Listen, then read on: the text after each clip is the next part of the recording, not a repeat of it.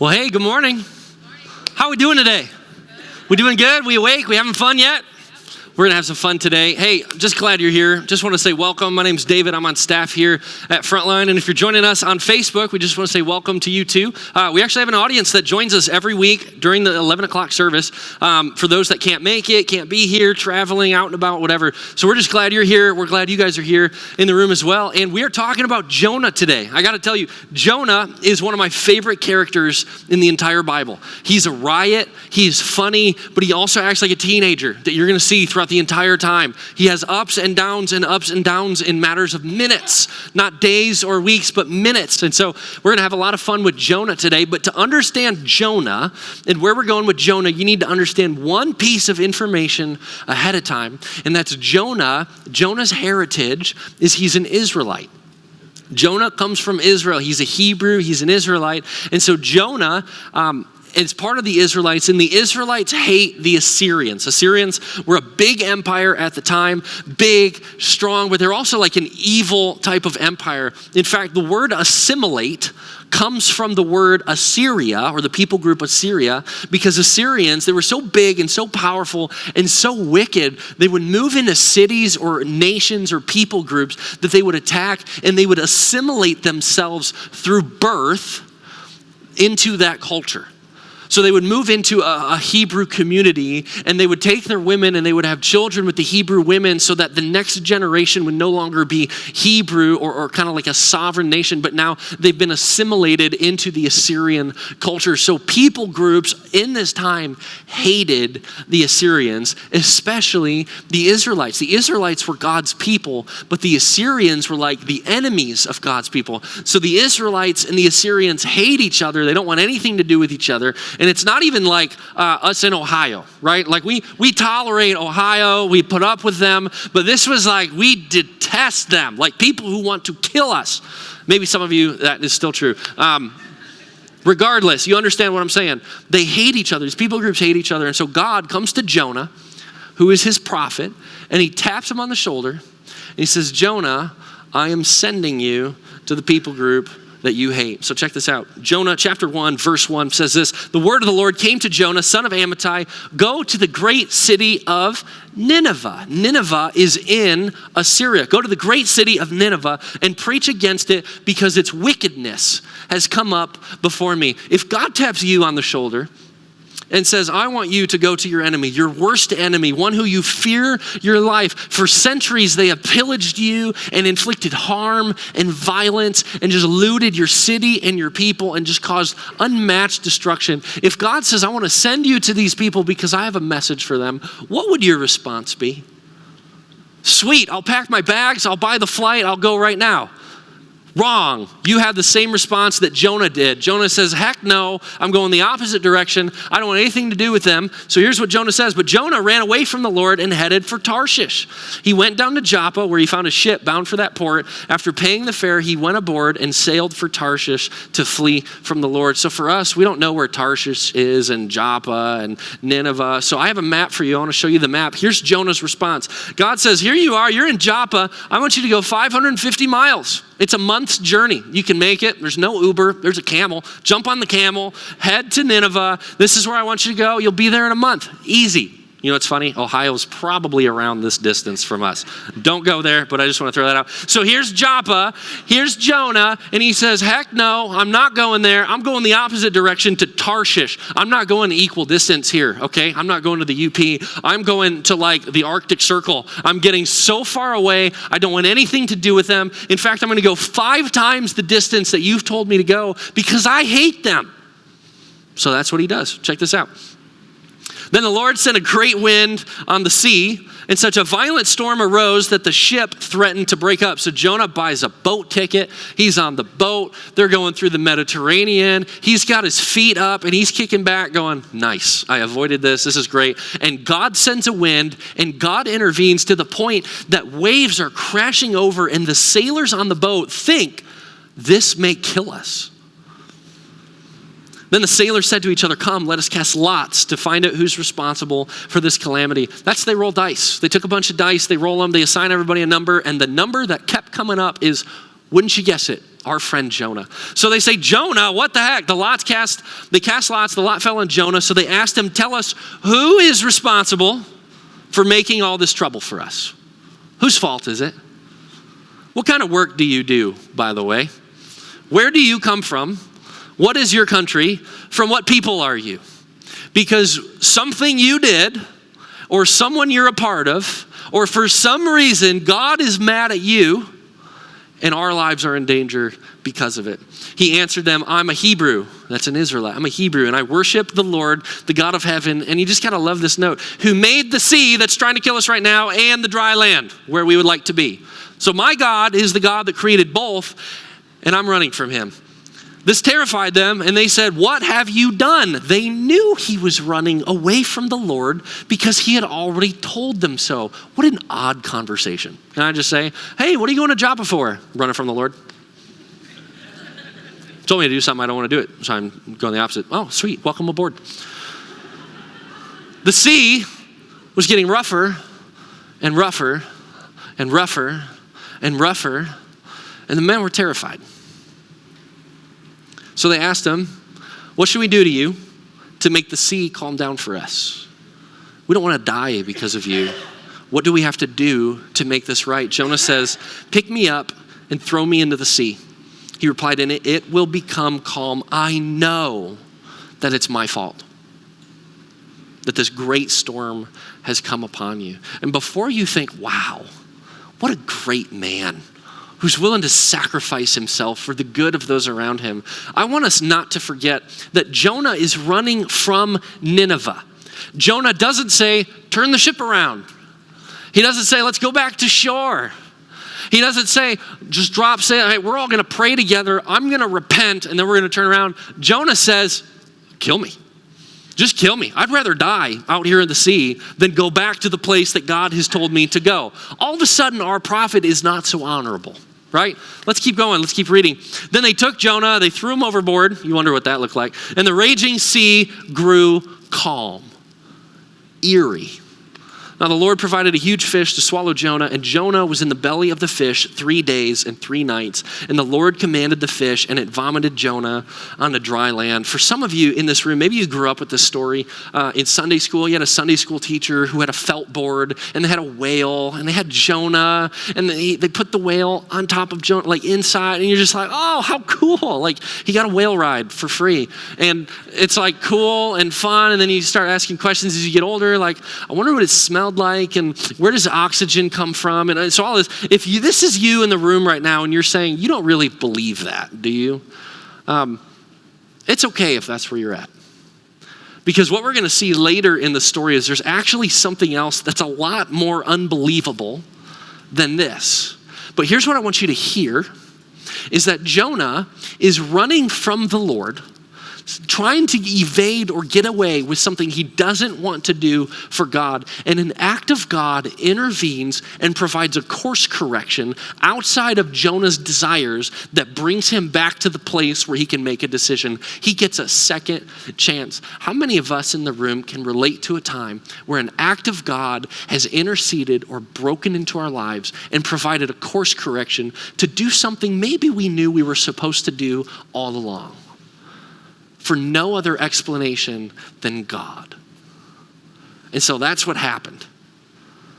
So Jonah gets vomited on a dry land. Whoop-de-doo, that's gross. And then the Lord comes to him and speaks to him yet again. The word of the Lord came to Jonah a second time. Go to the great city of Nineveh and proclaim to it the message I give you. And there's a prayer. This is the second chapter of Jonah. That it says Jonah's in the whale and he's praying to God. And he says this, God, thank you for sparing my life, because I was so against you and I wanted to run so far away from you. I was willing to die and they threw me overboard and you saved me.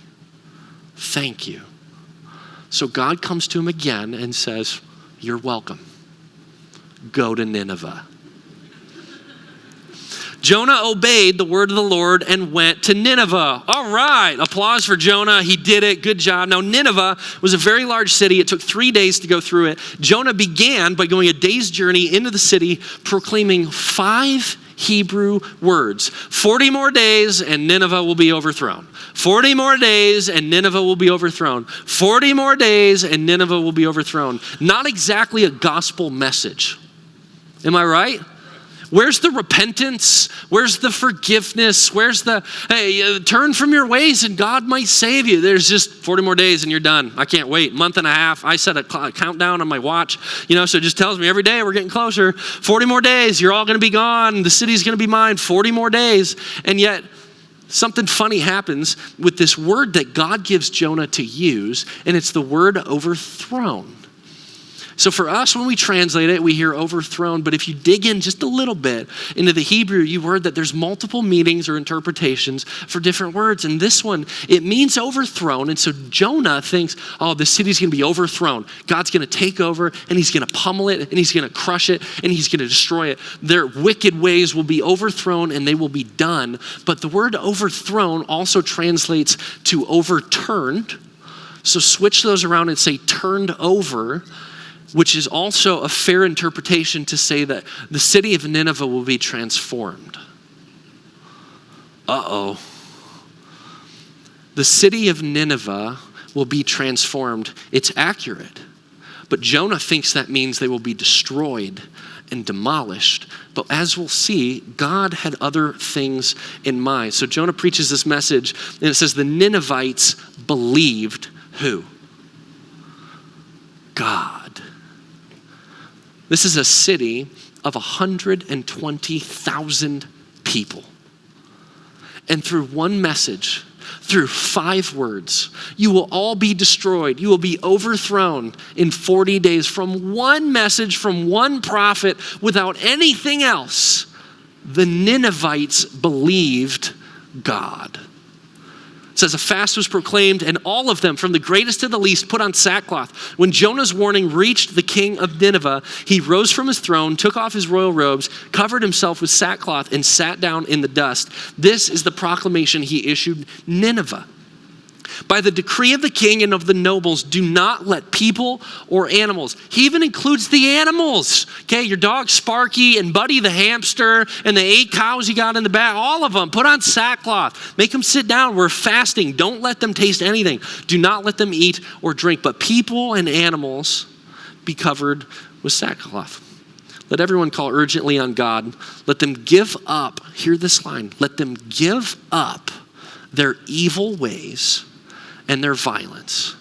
Nineveh was known for sorcery, for witchcraft, for prostitution, for adultery, for violence, for murder. This was an evil and wicked city.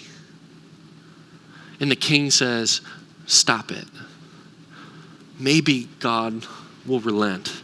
Who knows? God may yet relent and with compassion turn from his fierce anger so that we will not perish. When God saw what they did and how they turned from their evil ways, he relented and did not bring on them the destruction he had threatened. Wow. What a cool story. Here's a man who God taps on the shoulder and invites to be a part of one of the greatest responses that we read about in the Bible. 120,000 people and their animals. They all turned from their wicked ways. I don't know what a cow does that's wicked, but it turned. And so they relent. God relents from the calamity that he wants to bring. And Jonah, who didn't want to do it at all, who finally obliges and says, okay, God, I will do it, comes through and has such an extraordinarily big and effective response. Wow. Isn't that cool? The story could end right there. Jonah, attaboy, we're proud of you. You had to go through the whole fish thing, but hopefully you learned something. You took a shower by then. We're just excited that God used you in a mighty way. But here's the thing, Jonah's attitude is a little bit different. It says this in the next chapter, but to Jonah, this seemed very wrong. Jonah was not happy. It says, and he became angry. He prayed to the Lord, isn't this what I said, Lord? when I was still at home, this is what I tried to forestall. I tried to delay this by fleeing to Tarshish. I knew that you are a gracious and compassionate God. This is a complaint of his. Just keep it, what? You're a gracious and compassionate God, and I hate that. And you're slow to anger, and you're abounding in love, and that drives me nuts. And a God who relents from sending calamity, just bring it already. This is Jonah's prayer. Now, Lord, take away my life. It's better for me to die than to live. Just kill me now. Do you feel like you're dealing with a teenager here? This is Jonah and just the tantrum that he throws. God, I want to see you bring destruction. But here's the thing that we need to remember is in Exodus 32 or 34, Jonah is part of the Israelites. And God describes himself to the Israelites in Exodus and says, I'm a God that's gracious and compassionate. I'm slow to anger. I'm abounding in love. And I'm patient. And the Israelites were the recipients of the grace that God gave. So Jonah, experiencing this grace from God and from his heritage, knowing this is the character of God, resisted going to Nineveh, not because he feared for his life, but because he didn't want to see them saved. Wow. And so Jonah, instead of assuming the role of messenger to which God called him, as he goes into the city, he puts on the hat of judge and says, I decide who lives and dies, and I've decreed you don't deserve it. Uh-oh. So let's keep reading. But the Lord replied, is it right for you to be angry? Jonah had gone out and sat down at a place east of the city. There he made himself a shelter, sat in its shade, and waited to see what would happen. I just need to depict this for you so that you understand how funny this is. Jonah, still ticked off, going, nope, they all deserve to die. I've kind of had it with the Ninevites. I don't like them. So here's the thing. I'm going outside the city.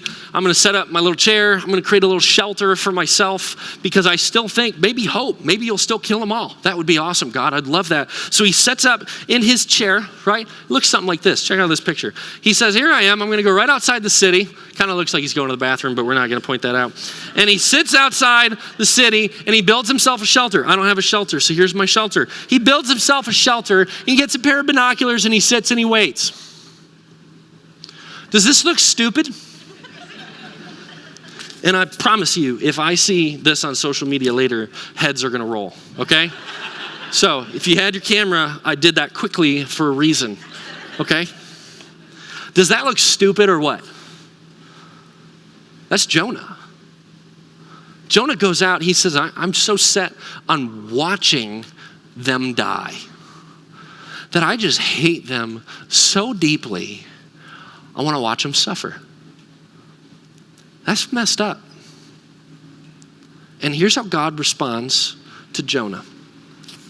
Then the Lord God provided a leafy plant and made it grow up over Jonah to give shade for his head to ease his discomfort. Wow. That God sees his teenage child throwing a tantrum, asking for the destruction of his enemies, and pouting.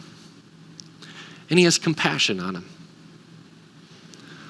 So he provides this leafy plant to ease his discomfort. And this is so funny. I mean, Jonah, good grief. And Jonah was very happy about the plant. I mean, it just gets old. You're like, I just don't even have a category for you, Jonah. You know what my wife does to me at home when I am naughty and misbehave? She looks at me and she goes like this. And she squashes me. Just if I fixed. How easy would it be for God just to go, Jonah, you've had second and third chances over. You're just done. And he doesn't. He has compassion on him. So he provides this leafy plant to give him shade. We think it's called like a castor oil plant. It actually looks like this, and it's got like these big green thick leaves, and look at the shade that it provides. God causes this plant to grow up behind Jonah because he's waiting for the destruction of God's people, and he's mad about it because he's hot. Are you catching? This is just a fun story. So God gives him this plant, and it says, at dawn the next day, God provided a worm, which chewed the plant so that it withered. When the sun rose, God provided a scorching east wind, and the sun blazed on Jonah's head so that he grew faint. That's just what I paid. He just grew faint. He wanted to die. Are we used to hearing this now from Jonah? God, I'm hot, I'm sweaty, I want to die. He said, it'd be better for me to die than to live. But God said to Jonah, is it right for you to be angry about the plant? It is, he said, and I'm so angry, I wish I were dead. And every parent in the room is doing this in their mind right now. We're just going to fix this once and for all. And here's what happens. The Lord said, you have been concerned about this plant, though you did not tend it or make it grow. It sprang up overnight and it died overnight.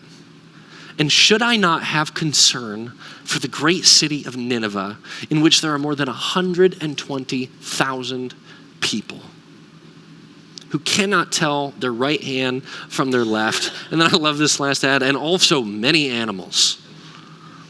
Here's what God's trying to communicate to Jonah.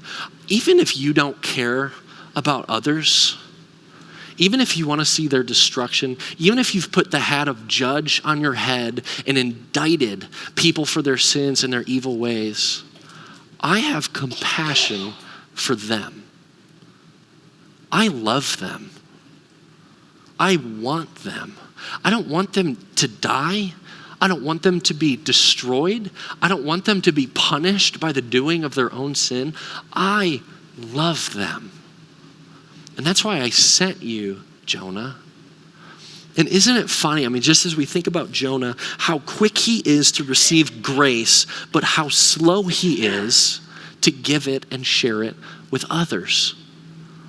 That Jonah is an Israelite who also has a smattered history in their relationship with God, who constantly shows them mercy and grace and love and forgiveness. And yet in a split second, he forgets all of it. Even himself, through his own story, forgets it and just wants to see those who have hurt him in the past be punished for it. How often do we resist or run from the people that God has called us to reach? Just let that sink in for us personally for a second. How often do we just hold judgment or a grudge, or we just cast this judgment and just say, you're just a category, you're just like this is how I see you, you don't deserve it. And oftentimes that comes from a place of pain for us. You've hurt me in the past, or you left me. You abandoned me, you divorced me, you broke me. I mean, there's so many things that we can do and fill in those gaps about people who have hurt us in the past. And so often it's easy for us to take this view from a long ways away and put on the hat of judge and say, you don't deserve what I got. And that's grace. You don't deserve what I got, and that's love. You don't deserve what I got, and that's forgiveness. And we put on this hat of judge instead of the hat of messenger. You see, God tapped Jonah, and he didn't say, go in and judge the people. Whatever you find or whatever you see fit, we will do what you want, which is a very good thing. Do we all agree? And yet oftentimes when God sends us, we make the mistake of putting on the hat of judge and not of messenger. Here's what Jonah can't wrestle with. Jonah can't understand how God can be both on his side and the side of the Ninevites. So I want to think about this. The story is about Jonah and Nineveh. That's what we read. But none of us in here, or probably most of us in here, are not named Jonah. And probably most of us have never been to this place called Nineveh. So let's zoom out a little bit and go, who do these two represent even in our story? Jonah represents Israel, who is God's people. Jonah represents Israel, and Nineveh represents Assyria. Nineveh is in Assyria. It's this collection of Assyrians who live in Nineveh. But we can't stop there because none of us in the room most likely are Israelites or Assyrians. So let's zoom out one more and just see this through a different lens. Here's what the story is about. The story is about God's people and the lost. That Jonah can't wrap his mind around how God can be both for me, for his people, for those that he loves and leads and died for, and also those who reject him and are evil and live according to their own creed. He can't wrap his mind around how God could be both for him and his enemies. And I want to make this relevant for us today. I just want us to think through this because it's a great mystery today too. Let me just ask this question. Could God actually be for people who are for both Republicans and Democrats? Is it possible? I mean, as we really think about it, a lot of us align with one or the other. Maybe you're the independent, but one of us aligns, or a lot of us align with one of them, and it's so easy for us to think that, well, I'm God's, and I have a relationship with God, and I've received what he has for me, and that's grace and forgiveness, and so I am his, therefore God must be on my side, and whoever I oppose, God must also oppose. And this is where we get really dangerous because that's not what God communicates. God can be both for elephants and donkeys. You hear me? But let's get a little bit deeper.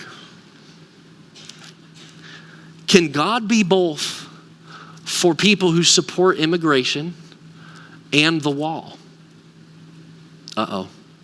I see some of you pulling out your phones like, I got to delete this before he goes there on my Facebook wall. Could God be both for people who support immigration and also people who support the wall? Let's go two more. Could God really be for people who are for the LGBT community and the church? Could he? And this last one, could God also be for people who align themselves and fight for women's rights and also for the rights of babies? And I want you to hear me right now, because you need to hear what I'm about to say. If there's one thing you need to hear, it's this next statement. God still calls out sin for sin. He's clear. He makes it clear what's sin and what's not. And he sends Jonah to Nineveh to preach against the sin. But Jonah didn't preach the other half of the message, and that's grace. And so what you need to hear, especially on this last one, abortion is sin. It is. But it doesn't mean that God is against you forever if you align that way or think that way or maybe even commit it. It doesn't. What we need to hear is God is against abortion, but every statement I said, it's God is for people. People. And our job is not judge.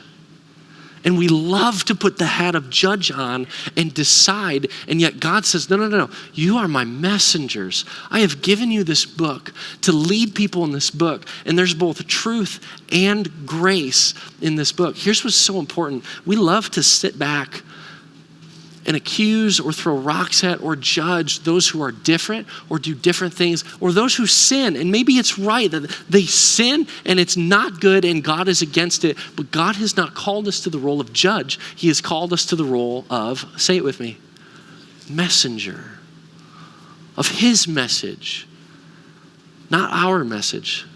See, here's what we see in Scripture, that even the most wicked, evil ways can be redeemed by a God who loves people.